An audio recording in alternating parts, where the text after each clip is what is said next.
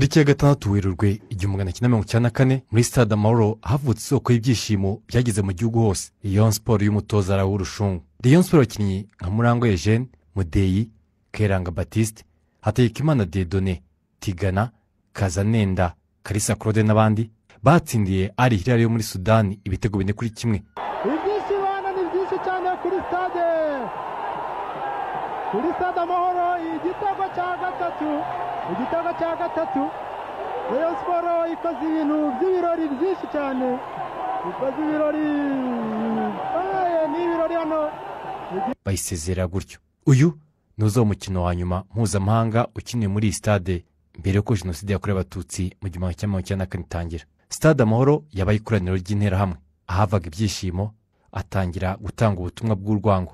U Rwanda rwinjira mu gihe cy'umwijima. Nyuma y'ukwezi Rayon Sport iseze Al Hilal nibwo jenoside yakorewe abatutsi mu Rwanda yatangiraga. Harabahisemo Stade Amahoro nk'ubuhungiro. Gusa intera hamwe ntibatinye kwa hari igicumbi cy'ibyishimo bakajya barasama ibisasu. Iyi no shusho ya Stade Amahoro muri jenoside yakorewe abatutsi. Hano rero tuhagera hari nk'abantu bagera mu 2020 wasangaga ahantu hose hano mu kibuga hariya muri za koridoru zo mu kigo n'ahandi hose hari huzuye abantu. Hari imbunda nini kuko niyo yarashemo hano muri tariki ya 18 cyangwa 19 barashemo nk'ibikompara 3 cyangwa 4 hapfamo abantu bagera muri za 30 n'abandi abari bakomeretse bo ntiwabara umubare wabo. Nyuma y'imyaka 30 Stade Amahoro yongeye gutanga ibyishimo.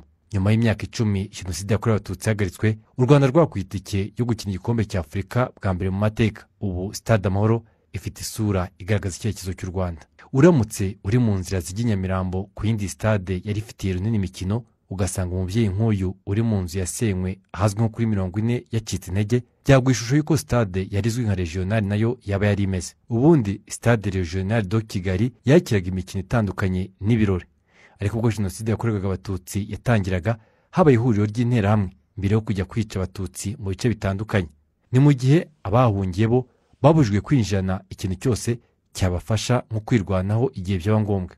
Naga biteye ubwoba abantu barimo batari ubona batishimye, mbese harimo abantu burujya n'uruza n'inka noneho byose byinjiyemo bashyira muri stade, ariko nta muntu n'umwe winjiranamo ikitwa inkoni, ikitwa umuhoro, ikitwa akantu kose, icyuma cyose. Kigali Stadium yaje kuba Kigali Pele Stadium, ifite amateka akomeye mu kongera guhuza, gusabanisha abanyarwanda uko ntihakina umukino wa mbere ku rwego rw'igihugu nyuma ya jenoside yakorewe abatutsi. Rayon Sport ikinaga na Kiyovu Sport.